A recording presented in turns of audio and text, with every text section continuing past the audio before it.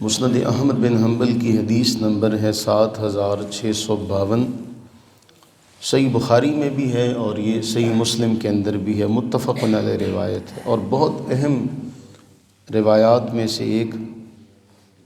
حضرت سیدنا ابو ہریرہ رضی اللہ تعالی عنہ بیان فرماتے کہ رسول اللہ صلی اللہ علیہ وآلہ وبارک وسلم نے ارشاد فرمایا، الفخر والخیلاء فی الفدادین اہل الوبر والسکینۃ فی اہل الغنم۔ یہ اس حدیث کا پہلا ٹکڑا۔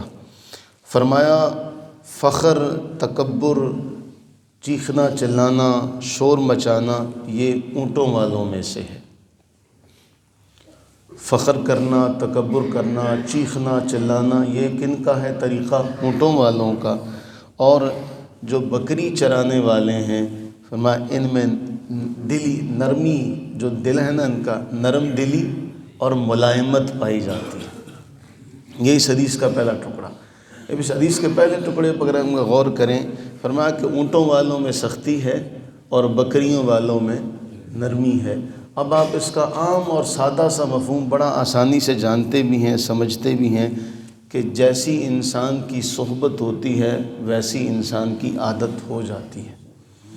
اب آج کے دور میں آپ اس کا یوں بھی اندازہ لگا سکتے ہیں کہ جو بڑی گاڑیاں چلانے والے ہیں، بسیں چلانے والے ہیں، جو پبلک جو ٹرانسپورٹ چلاتے ہیں، ان کی طبیعت میں سختی ہوتی ہے، ان کی زبان میں نرمی نہیں ہوتی۔ اب اسی طرح سے جو سخت لوگوں کے ساتھ بیٹھتا ہے اس کا دل بھی سخت ہو جاتا ہے، اور جو نرم طبیعت لوگوں کے ساتھ بیٹھتا ہے اس کا دل بھی نرم ہو جاتا ہے۔ کہ بکری چرانے والوں میں نرم دلی اور ملائمت کیوں؟ اب اونٹوں والے جو ہیں جب وہ جانوروں کو مارتے ہیں تو ان کی طبیعت میں ایک طرح کی سختی جو ہے وہ آ جاتی ہے۔ بکری والا جو ہے اس کو پتہ ہوتا ہے کہ میں نے اس کو ایک بھی ماری تو یہ سہ نہیں سکے گا، جانور یہ مر جائے گا، تو اس کے اندر خود بخود نرمی آتی ہے۔ تو اللہ کے نبی علیہ السلام نے ان دو استعاروں کے ذریعے سے ہمیں ایک بڑی حسین بات بتائی کہ ہم نے کس صحبت کو اختیار کرنا ہے۔ ہم نے نرم طبیعت لوگوں کی صحبت کو اختیار کرنا ہے کہ ہم نے سخت دل والے لوگوں کی طبیعت کو اختیار کرنا۔ یہ حدیث کا پہلا ٹکڑا۔ دوسرا فرمایا ایمان اور حکمت یہ یمن کی ہے۔ یمن، اہل یمن کی اللہ کے نبی علیہ السلام نے تعریف ارشاد فرمائی کہ ایمان بھی ان لوگوں کا اور حکمت بھی ان لوگوں کی، یعنی یمنی لوگوں کی اللہ کے نبی علیہ الصلوۃ والتسلیم نے تعریف ارشاد فرمائی۔ یہ حدیث کا دوسرا ٹکڑا۔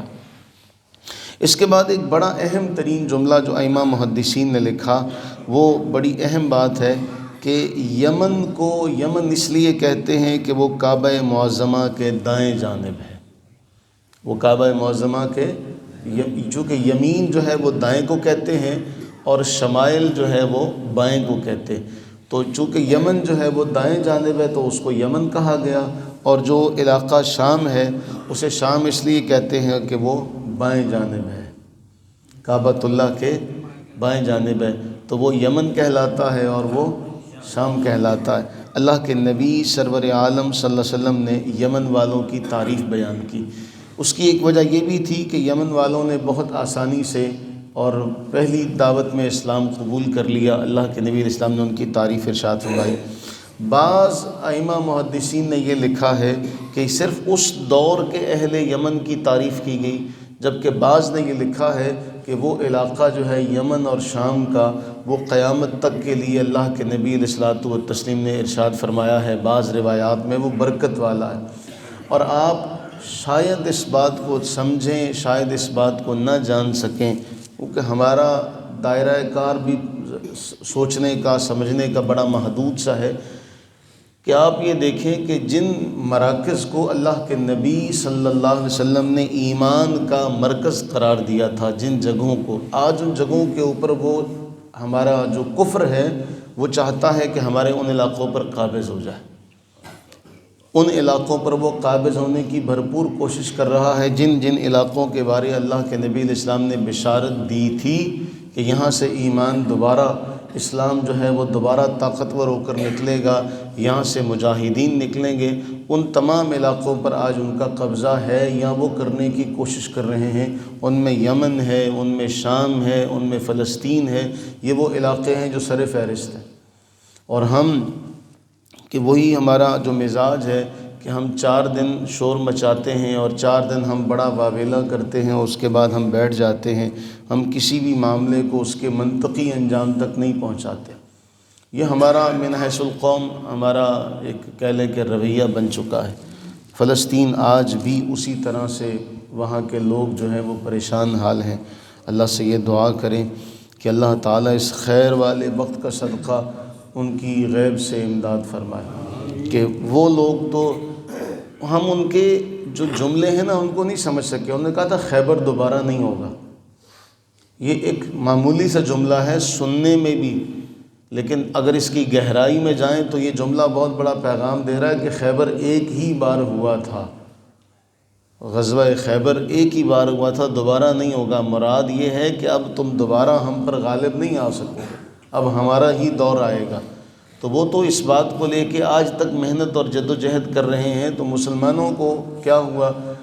اور ایک بڑی اہم بات آپ یہ دیکھیں کہ دنیا کی جتنی بھی اقوام ہیں وہ سارا کوئی نہ کوئی مقصد اور کوئی نہ کوئی پیغام لے کر نکلے، سوائے ہم مسلمانوں کے۔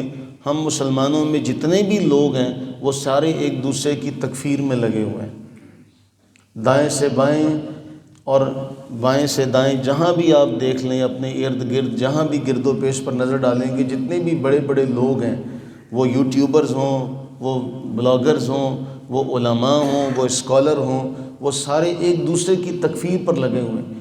اسلام کا تعمیری اور مثبت پہلو جو ہے وہ آپ کو کہیں نظر نہیں آئے گا۔ یعنی ایک طرف اہل مغرب ہیں جو اپنے کام میں لگے ہوئے ہیں اور وہ اپنے کاز کو، اپنے اس مقصد کو متعین کر کے اس کے حصول میں کوششیں کر رہے ہیں، دوسری طرف یہ لوگ ہیں جو آپس میں ایک دوسرے کو کافر اور ایک دوسرے کو بدعتی اور ایک دوسرے کو نہ جانے منافق کیا کیا کہہ رہے ہیں۔ اللہ سے دعا کریں کہ اللہ تعالیٰ یہ جو نازک موقع ہے، یہ جو نازک وقت ہے، اللہ تعالیٰ ہمیں اس سے نکلنے کی اور اس کا احساس ہمیں کرنے کی، اس کا ادراک کرنے کی توفیق عطا فرمائے۔ آمین ثم آمین۔